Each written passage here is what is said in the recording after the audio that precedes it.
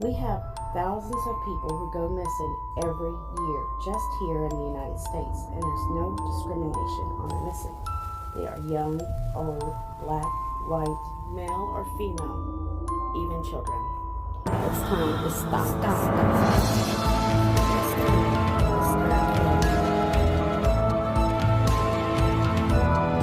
Here at Coles is still missing, and they've not found any new clues. It's women who are pregnant, it's women who have jobs, and it's women who have not seen even fetal abductions. Have you seen me? Welcome to my channel, everyone. Thank you so much for caring.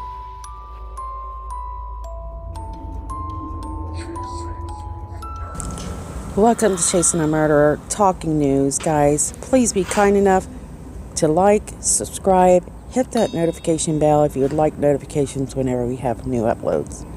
I appreciate it. So there's so many stories that I would love to do, but I've not had the time. Plus, our family's been going through a few things. So I want to remind everybody out there, wear those masks. COVID is something you need to be more cautious about. So right now, one of my favorite reporters on the case of the Lori Vallow is Justin Lum. I know you guys know I love Nate Eaton as well. But I always call Justin Lum the document man because he's the one that shares all the documents attached to this case. And just recently, he uploaded on his Facebook. If you don't have his Facebook, you can check it out. Documents sharing what Melanie Boudreaux / Kowalski, her fight and trying to get custody of the kids, which I think will be a huge mistake if the judge gives her any kind of unsupervised visitation of those children. A lot of people suspect that she has a lot more to do with everything foul in this case than she's admitting.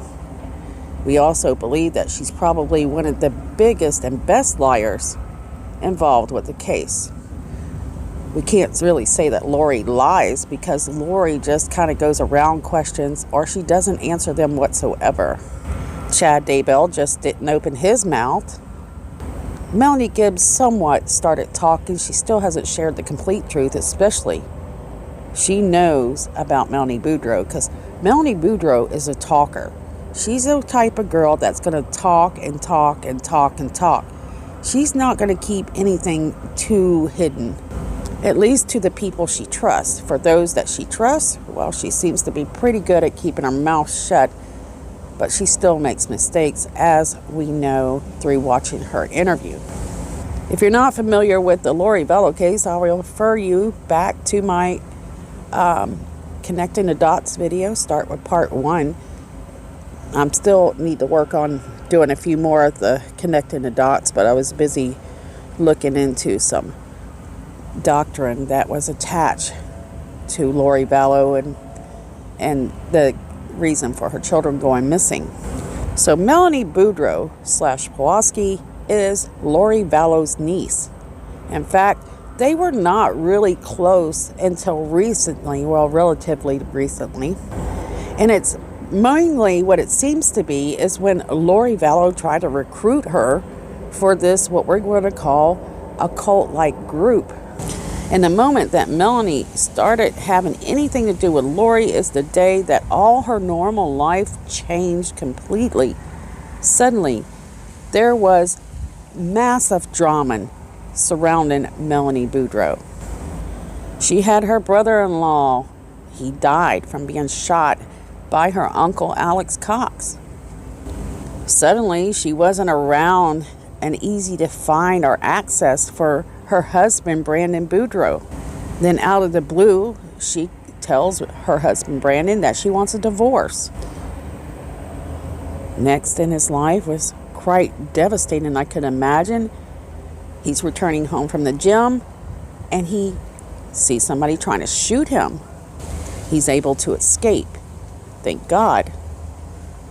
After that, Lori Vallow's lover, Chad Daybell, his wife dies, and it's unexplained because people describe her as healthy, never had really any health issues.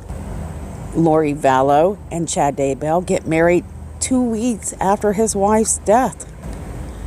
Then, several of her children, Tylee Ryan and JJ Vallow, go missing.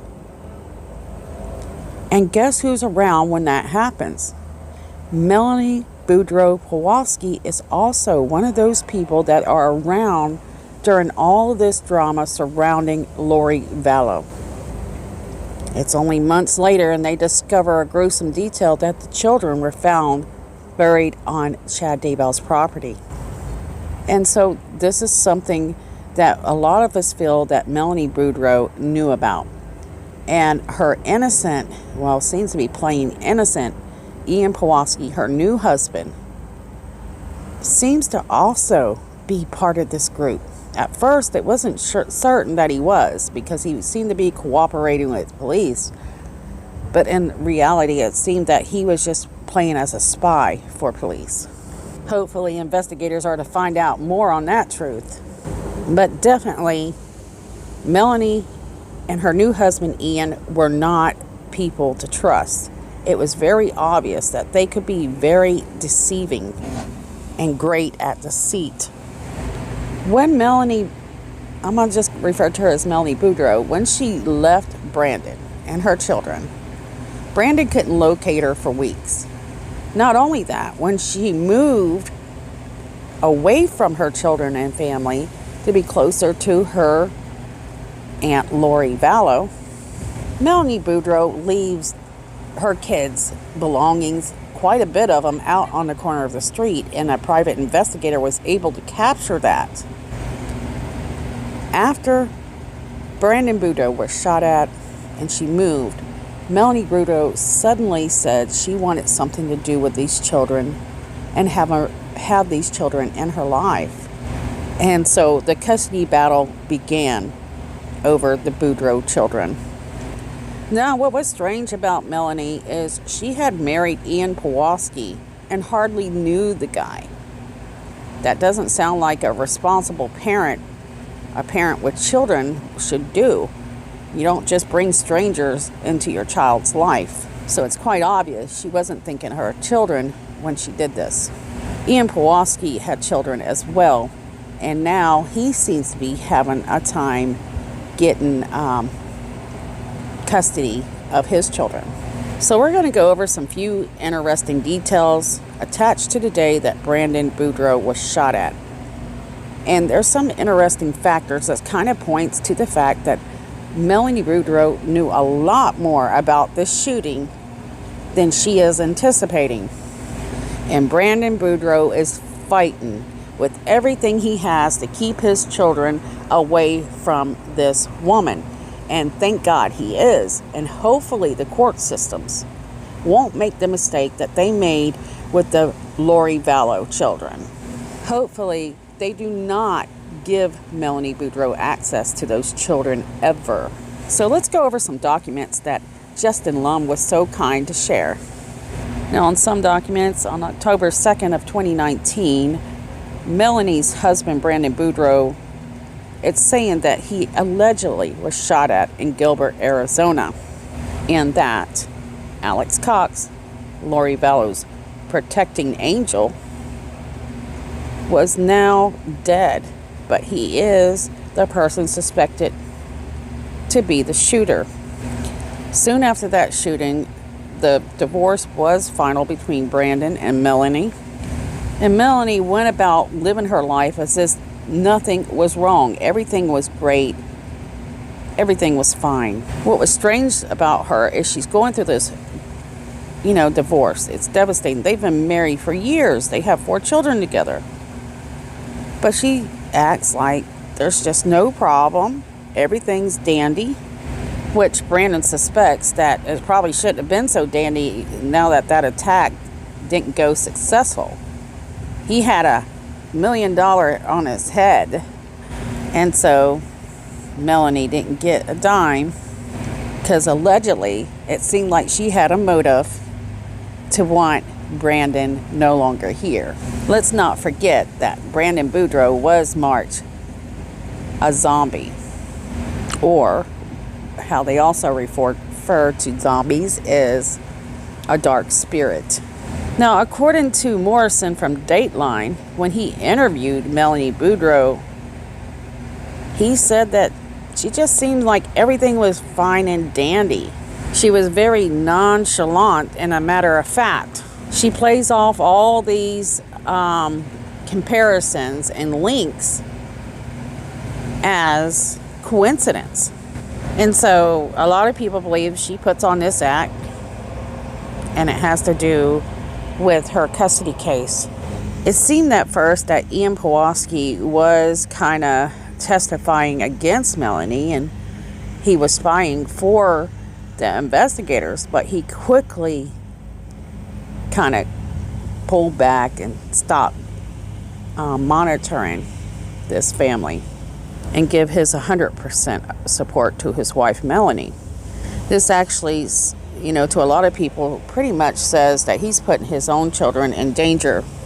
In one breath, he says that Melanie shared concerns that Brandon needed to die, as well as Tylee and JJ. And they worried that Alex Cox may have to take care of the kids, which makes sense now that we know that he is Lori's destroying angel. It's now over a year since this case has been going, and the custody battle between Brandon and Melanie continue on. While Justin has said that most of this stuff, what's going on with court, is basically the same things that's been going on, but there have been a few new details added to these documents. So this divorce is based on this event that happened to Brandon Boudreaux, where he was shot at, and Melanie says that he's just making it up. So on page 1, basically Melanie accusing Brandon of making false statements to the court. She also accuses Brandon Boudreaux of keeping her children from her, but it wasn't Brandon Boudreaux that moved away. She also nitpicks the 911 call that Brandon makes on October 2nd of 2019, asking for help because he had been shot at. He clearly seen the vehicle, but it wasn't for certain that he seen the shooter. But knowing what he knows now, and probably going back and looking back over that event, he probably has a good idea of who that shooter was. October 2nd, 2019. Brandon leaves his home approximately 7:20 a.m. and he's dropping off his older children at school and exchanging the younger children with Melanie. After that exchange, Brandon actually heads to the gym and is on his way home, arriving approximately around 9:13 a.m. that morning. Brandon sees a vehicle sitting outside of his residence. And when Brandon passes that vehicle, which is the Jeep that belonged to Charles Vallow, an individual inside that car fired a shot toward Brandon's side of the window. And this bullet hit just inches above his head. It also shattered the window of the driver's side. Melanie made it seem that Brandon was probably making this all up, but there were eyewitnesses at the scene that placed this Jeep with Texas plates pulling up shortly after Brandon left with the children. And what's even more disturbing, that most likely links Melanie Boudreaux to this shooting, is the fact that Brandon said that Melanie had given a watch with a GPS tracking system. This really further incriminates and points fingers at Melanie Boudreaux because Brandon says nobody else would have known about when he was leaving, where he was going, except for Melanie Boudreaux. Brandon Boudreaux had just moved into a new place, and the only person that knew that address was his wife, Melanie Boudreaux. And according to some documents, it is said that Melanie actually requested that address through a text. Now, if you remember seeing, and this is very, very incriminating evidence, if you remember seeing the security video from the storage place that Lori was renting, you remember seeing Chad Daybell, Lori Vallow, and Alex Cox all there unloading a tire from the back of her vehicle, as well as what looked like a car seat. And I'm not talking about a child's car seat, I'm talking about a full car seat. So a lot of witnesses say that this Jeep that they see in front of Brandon Boudreaux's home that day did not have a back tire on it.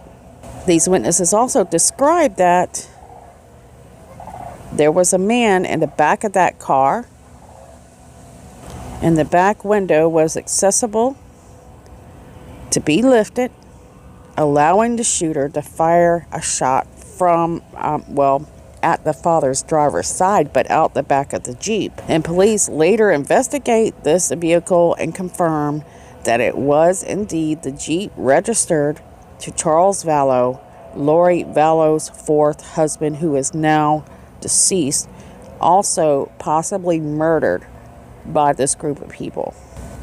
And it is also known that Lori's protecting, destroying angel, Alex Cox, was the shooter in that case as well.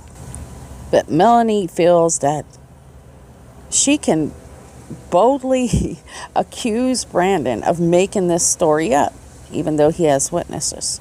Melanie even says that Brandon Boudreaux should be ordered to attend, conflict parenting classes.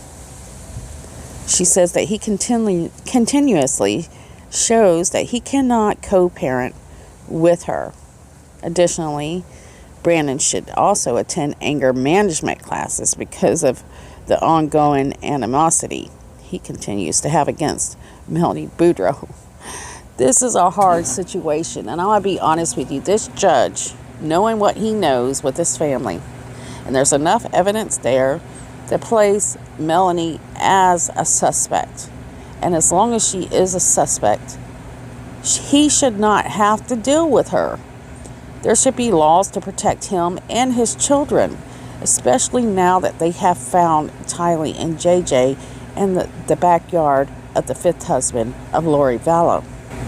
They've already been through this before. They don't have enough evidence to protect Tylee and JJ, and now look where they are. Charles Vallow begged and pleaded, and Lori continuously tried to make him out to be a liar and a troublemaker. So will this happen to the Boudreaux children? Will the law continue to allow Melanie Boudreaux to manipulate the situation and put those children in danger? And so it appears that the court system is trying to work out a schedule where both parents are able to parent the children, which doesn't seem like a good idea considering the fact what we know about Tylee and JJ and Melanie Boudreaux's part in this cult or this group. And Melanie thinks that Brandon Boudreaux, who was shot at by her family member, most likely, should attend classes to learn how to co-parent better. Why doesn't she attend classes or mental evaluation and get treatment? Because that was quite devastating to know that your wife might be involved, and most likely involved, with a shooting attempt on his life, and that must play a humongous role and traumatic effects on his mind, his life, and sends fear about his children going to spend time with his mother, because we all know that Charles Vallow tried to protect Tylee and JJ, and the law did not do so. He tried to tell the courts, look, she's trying to kill me. She says she's going to kill me, and now I'm worried about the children. Yet those kids remain in the custody of Lori Vallow. Right now, Brandon Boudreaux has the majority of the say-so with the children. But as you can see, Melanie Boudreaux is fighting that. And what's important to understand is Brandon Boudreaux does have witnesses who've seen Charles Vallow's Jeep with the Texas license tag there when these things happen. Actually, they seen it before it happened. So it's very unlikely that Brandon Boudreaux is lying. In fact, these witnesses put this Jeep pulling up in front of Brandon Boudreaux's home after he left with the children.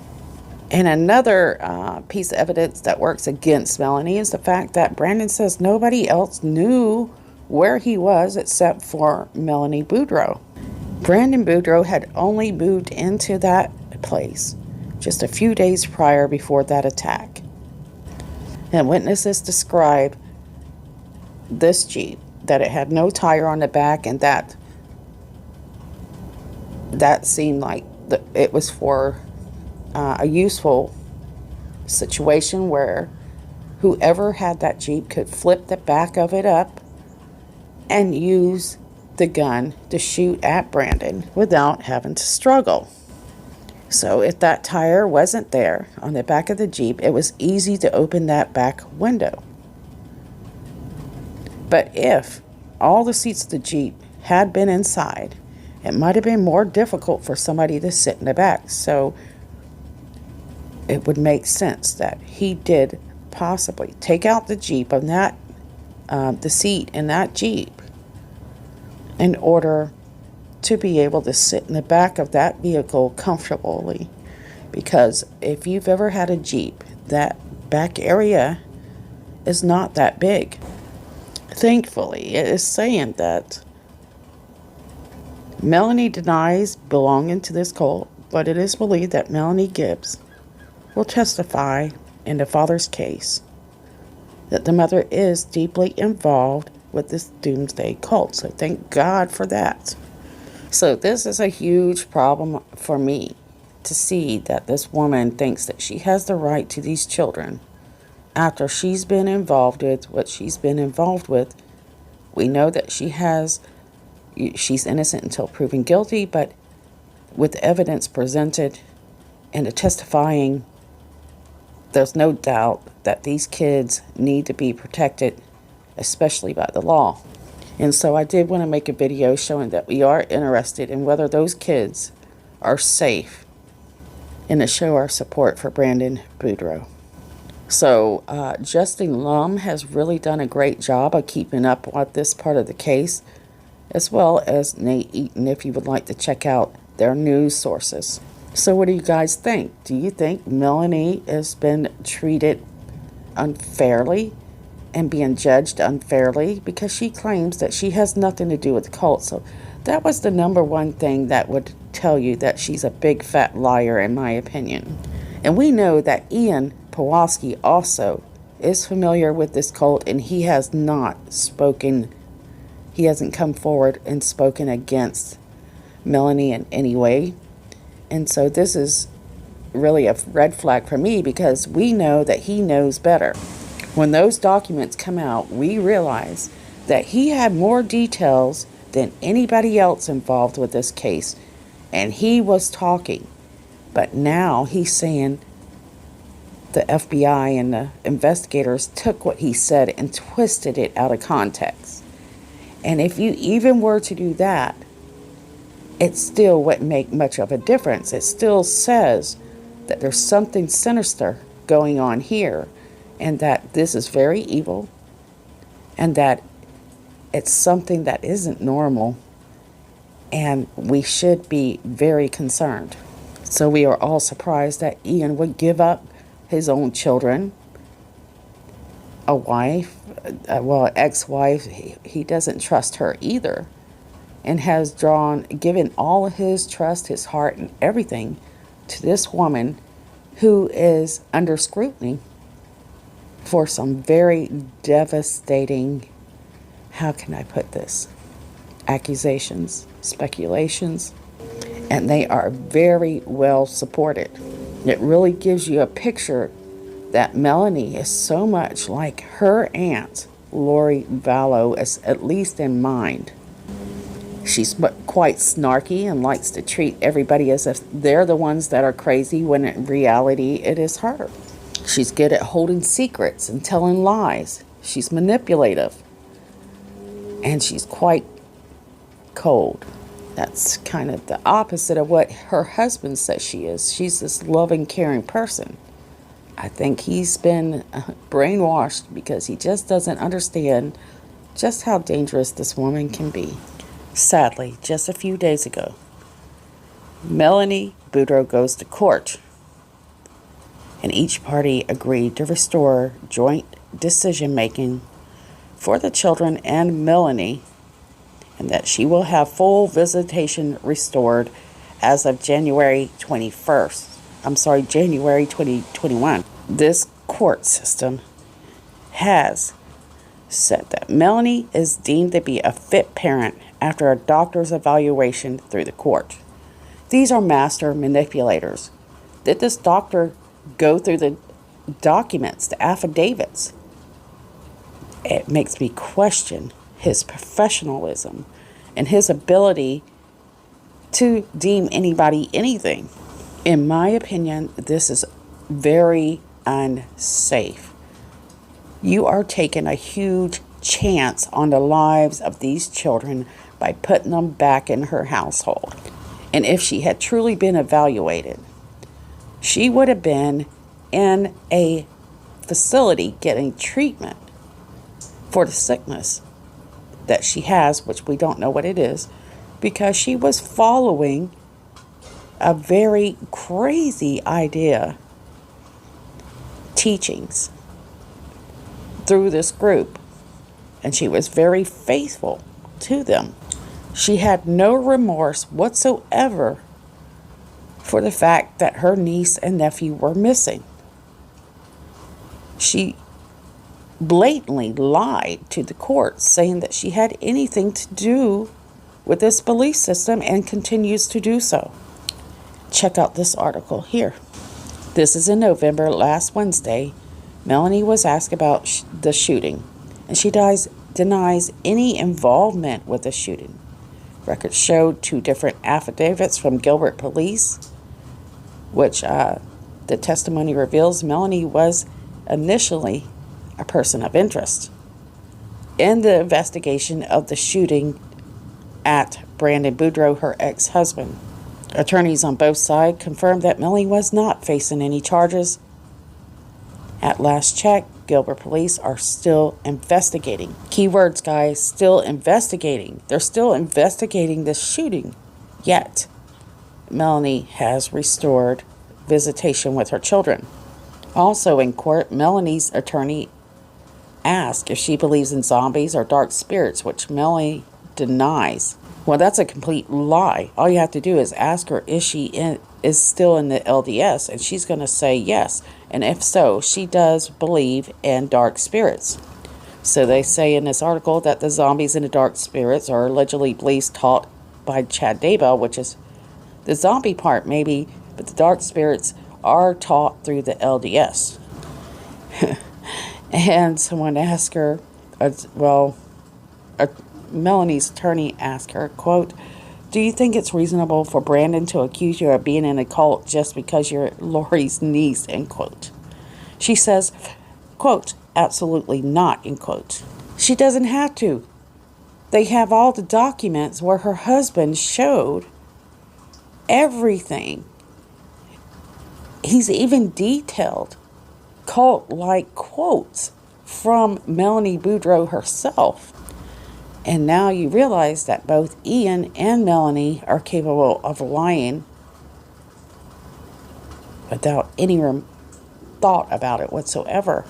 Now remember, It wasn't long. Melanie was with Ian, and Ian had actually been invited to use Chad Daybell's teleport to visit them in Hawaii. So that's important for what we're about to read. So when questioned by Brandon Boudreaux's attorney whether contact with Lori Vallow, Chad Daybell, and Alex Cox was appropriate given all what happened, Melanie responded with, quote, she didn't see what was going on behind her back, end quote. She is lying and getting away with it, people. And what is going on with this court system? In fact, why is it that Brandon Boudreaux's attorney isn't able to show the contradictions? They're there. Everyone following this story understands the danger that Brandon and his children are in, having to be made to be part of Melanie Boudreaux's life. And the fact that they feel that they can get away with murder, lies, deception, really makes you have second thoughts about the justice system in those areas. What would Charles Vallow say about this situation, and would it matter? Because he knew, just like Brandon Boudreaux knows. But the justice just isn't there, and there's no protection for the children. I wanted to share this video, see what you guys think. Don't forget to drop comments below. Tell us, do you think Melanie Boudreaux had nothing to do with this group? And why do you think that?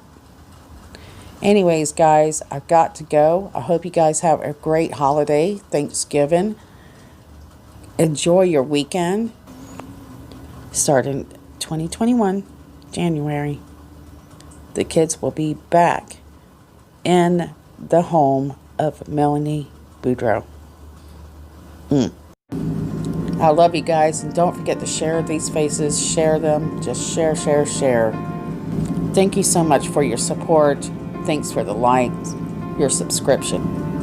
I truly appreciate each and every person who has been a support to this channel. Love you guys. See you guys soon.